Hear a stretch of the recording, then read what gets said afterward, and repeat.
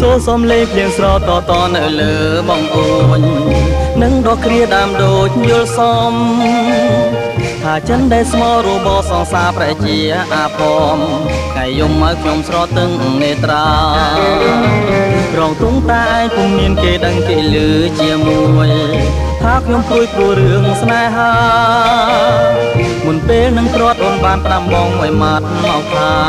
ត្រាត់គ្នាមិនដឹងថ្ងៃណាជួបឡើយ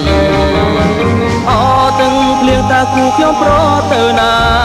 តើរឿងហេតុអ្វីបានជាធ្វើឲ្យស្នេហារួយតែចិនខ្ញុំនៅចាំ10ឆ្នាំក៏ដោយឲ្យតែបានជួមស្រី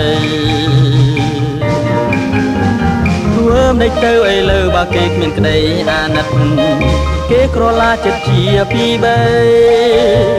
លៀងអើយស្រមអ្នកមេត្តាប្រាប់ខ្ញុំមួយម៉ាត់យ៉ាងខ្លីសោះខ្ញុំក្រៀមក្រមរៀង